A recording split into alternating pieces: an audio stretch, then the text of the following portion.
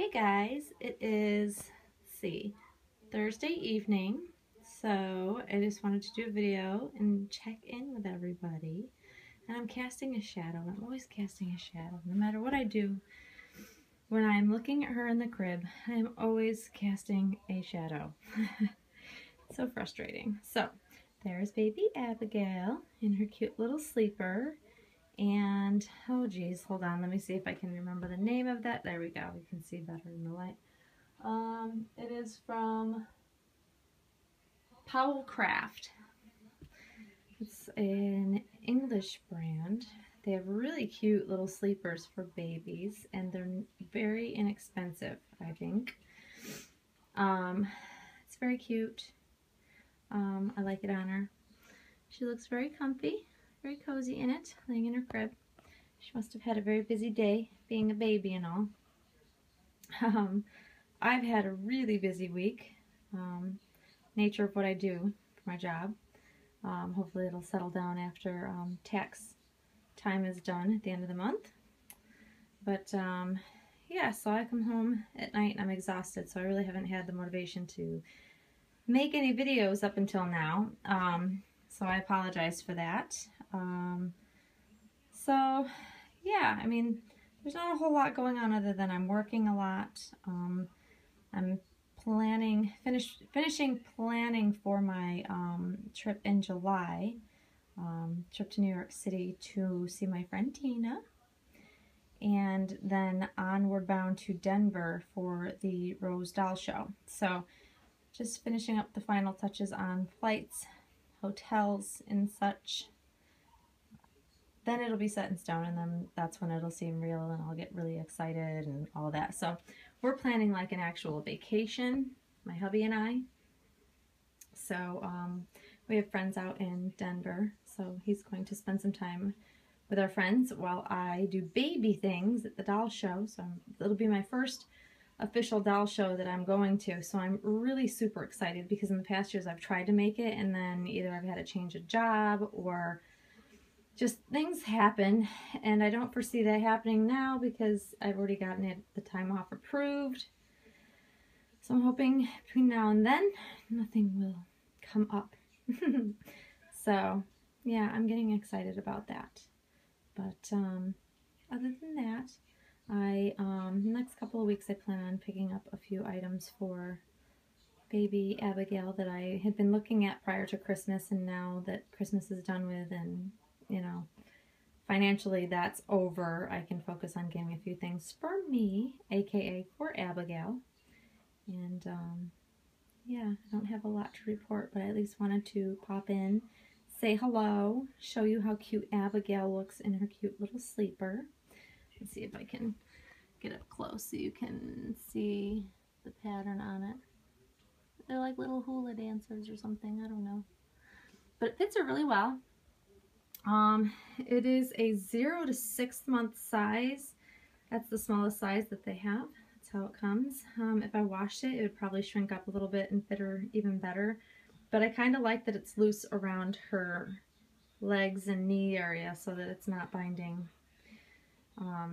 Since her little leg position, she probably would fill it out in the length if her feet and legs were extended straight.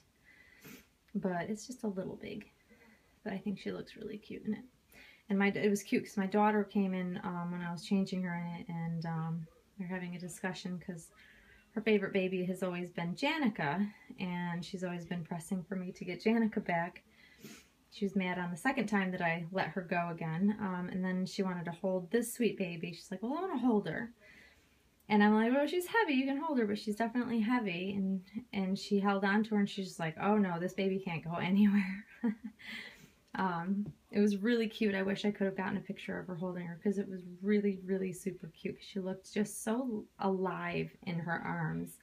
Just the way her legs fall when you're holding her, and she just is, you know, as heavy as she is really cuddly, and it's the soft silicone. So it's great. I like that my daughters show an interest in my dolls. You know, each of them have their old reborn that I still have. They're in here, they're in the corner. You guys see them often when I scan across the room, but those are my daughter's reborns and older reborns that I just never got rid of, and they're just here to stay. They're not going anywhere. But it's nice. I like when my daughters are involved in what I'm doing and like to share their opinions, because, you know, they'll tell me whether I'm crazy or not.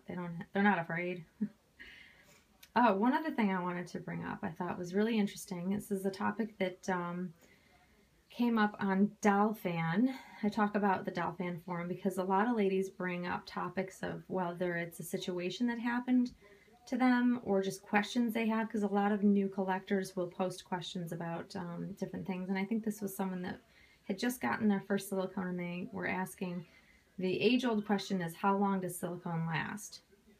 And what a mucky gray area that actual topic is, for sure, because it really, really depends on a lot of factors. There are a lot of things that go into making silicone, and you know, I always ask the artist if I want to know about the baby or what type of silicone, because the majority of artists now are using platinum, a form of platinum silicone, which I believe EcoFlex is a form of platinum silicone. It's just the softer version of. And, you know, you never really know the lifespan. And silicone, if, you know, mixed properly, there's no additives.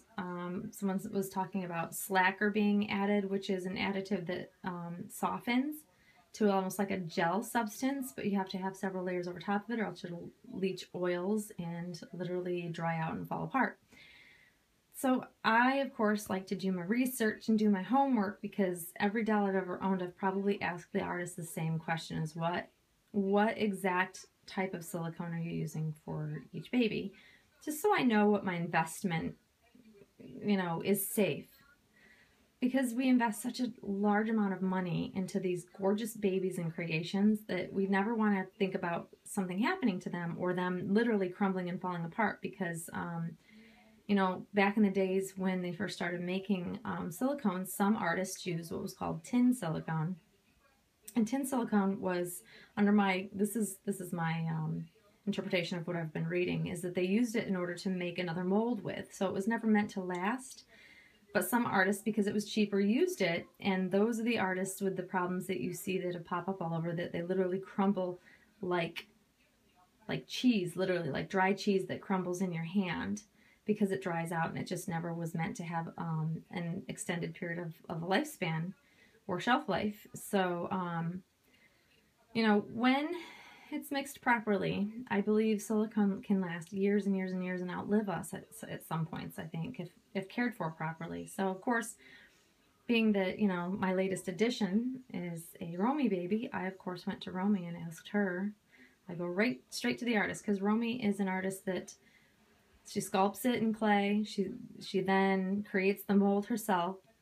Then she pours the silicone herself. Like, so from start to finish, Romy does everything to create these babies. I know Claire Taylor does the same. This is, I think, what makes them so good at it, because they've learned through doing the whole process all of the time, from the time they started, which I think is absolutely amazing. And I'm finding that more and more artists out there are doing the same thing.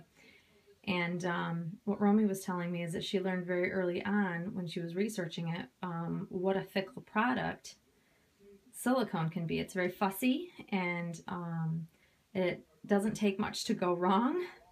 And so she spent months just researching before she ever, you know, started creating in silicone. And I apologize for the dogs in the background. They're crazy. But she uses only platinum grade silicone, and she uses smooth-on products, which I've heard that smooth-on really is the best product out there right now. It's the most reliable, is a good product, I think. And I think that Melissa McCrory also uses only smooth-on products, if I recall. And Melissa McCrory is also another artist who's been in this business a long time. So she's always great. She tends to show up and give lots of great advice on Dollfan. So I really love that. But ultimately, it's an interesting topic. It's certainly not going to be, you know, a topic that's going to be discussed in just one little video. I just find it very interesting, and I think different artists will use different products. But, you know, my advice was to the person that was asking the question about it was to just go back directly to the artist and ask them what they used, and how confident they are in the lifespan of the silicone if cared for properly. And the key words being if cared for properly.